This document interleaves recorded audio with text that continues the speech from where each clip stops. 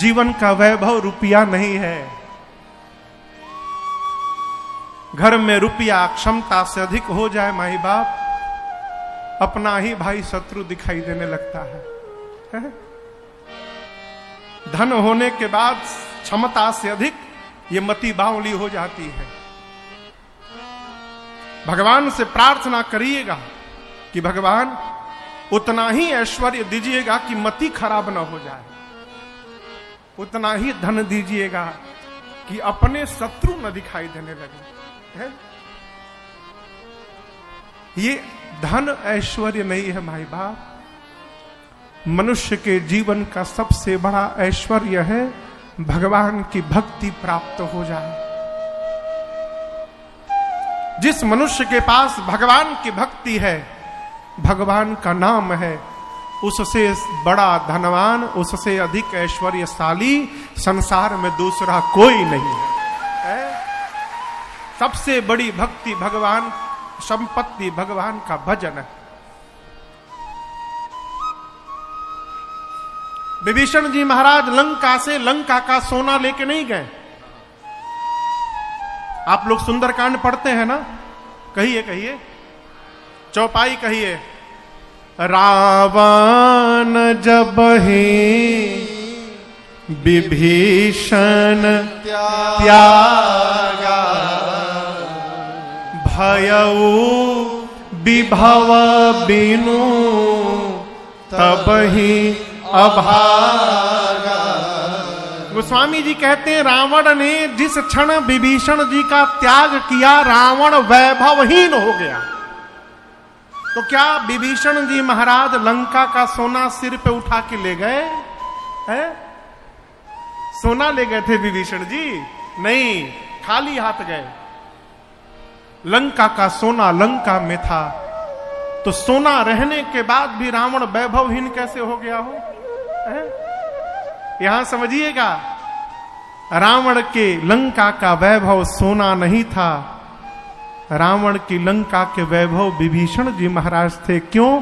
पूरी लंका में विभीषण जी ही इकलौते भगवान के भक्त थे, और ये भगवान का भक्त ही लंका का वैभव था, आभूषण था और वहां की संपत्ति था। और जिस क्षण विभीषण जी लंका छोड़े, भगत के जाने के साथ ही लंका वैभवहीन हो गई हो। यहां गुरु जी कहते हैं जिसके जीवन में धर्म होता है उसके जीवन में संपत्ति आती है। कौन? परमात्मा अवतार लेते हैं। धर्म होगा तो भगवान आएंगे, धर्म होगा तो घर का परिवेश वातावरण भक्तिमय बनेगा, धर्म होगा तो संतों का आदर सत्कार बढ़ेगा, धर्म होगा तो दान की प्रवृत्ति होगी, धर्म होगा तो यज्ञ के प्रति श्रद्धा जागृत होगी, धर्म होगा तो पराया दर्द अपना दर्द दिखाई पड़ेगा, दर्द होगा, धर्म होगा तो हम परमार्थ के कार्य में सदैव तत्पर रहेंगे। ये धर्म की परिभाषा है। धर्मशील व्यक्ति को अपने बारे में सोचना नहीं पड़ता। धर्मो रक्षति रक्षितः, धर्म अपने रक्षक की रक्षा स्वयं करता है। जिसके जीवन में धर्म होगा उसके जीवन में भगवान की भक्ति अपने आप अवतरित हो जाएगी। और याद रखिएगा,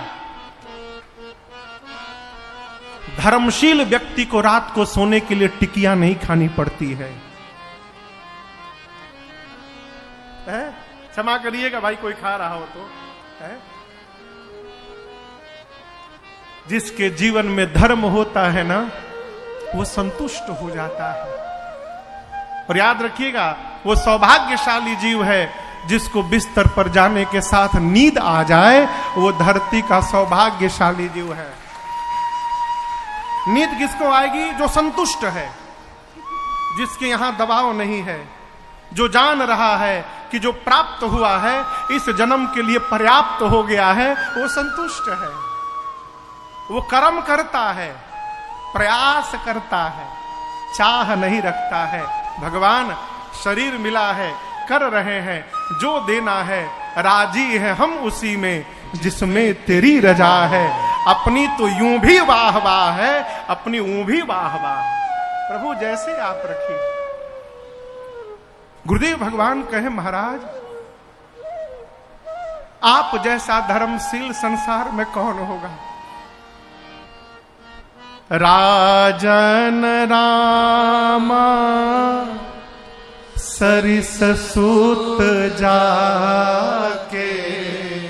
महाराज जिसके घर में राम पुत्र बन करके अवतार लिए हों, पूरे ब्रह्मांड में तुम ते अधिका पुण्य बड़का।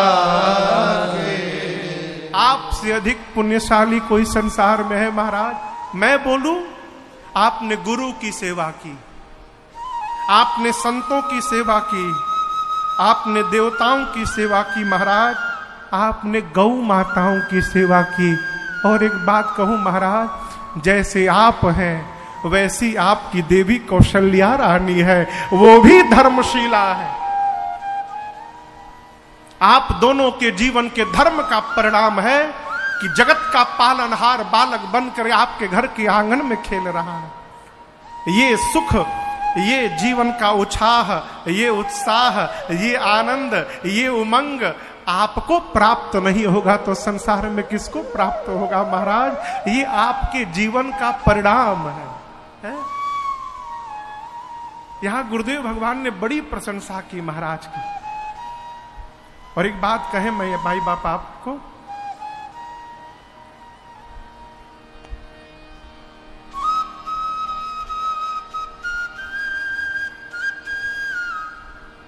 जिस शिष्य की प्रशंसा उसका सद्गुरु करे, वो शिष्य धरती पर नहीं पूरे ब्रह्मांड में सौभाग्यशाली शिष्य है। चित्रकूट में प्रसंग आ गया, सुना दूं, क्या पता आगे सुना पाऊं न सुना पाऊं, समय क्या गति रहेगी। चित्रकूट में सभा बैठी है, कैसे राम जी वापस चलेंगे। गुरु जी ने अयोध्या वासियों से कहा, देखो मैं कहता हूं राम जीव नहीं है, राम भगवान है। वन में रहे, अयोध्या में रहे, अयोध्या के राजा राम जी ही है। आप नहीं, त्रैलोक्य राम की आज्ञा का पालन करता है।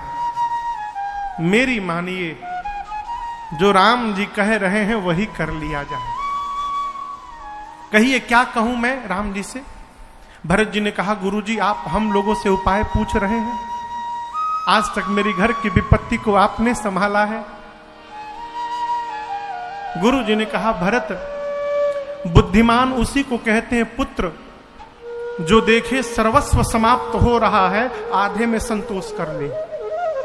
भरत जी बोले, मैं गुरु जी समझा नहीं आपकी बात। गुरु जी बोले, भरत यदि तुम और शत्रुघ्न दोनों भाई वन में रहने को तैयार हो जाओ तो मैं राम लक्ष्मण सीता को लेकर अयोध्या चला जाऊंगा, लेकिन 14 वर्ष आप दोनों को वन में रहना पड़ेगा। गुरु जी की बात सुनकर भरत जी इस प्रकार से नाचने लगे जैसे लगा मानो मरे हुए महाराज दशरथ जीवित हो गए। गोस्वामी जी कहते हैं ऐसा लगा मानो महाराज जीवित हो गए। भरत जी नाचने लगे, कहे गुरु जी अद्भुत कहा आपने, लेकिन मैं एक बात कहूं गुरु जी, आप कह रहे हैं कि 14 वर्ष मैं वन में रहूंगा तो भैया वापस चले जाएंगे। मैं एक बात कहूं गुरुदेव, मैं 14 वर्ष वन में नहीं रहूंगा गुरु जी, मैं जीवन भर वन में रहने को तैयार हूं। मैं और शत्रुघ्न लौट के अयोध्या की ओर देखेंगे ही नहीं, मैं अपने जीवन की आखिरी सांस तक वन में रहने को तैयार हूं। आप मेरे रघुनाथ जी को, मेरी मां को लेकर वापस चले जाइए। भरत जी की इस बात ने गुरुदेव भगवान वशिष्ठ जी की मति को हिला के रख दिया। सोच भी नहीं सकते थे कि एक भाई अपने भाई के लिए 14 वर्ष वन में रहने को तैयार हो जाएगा।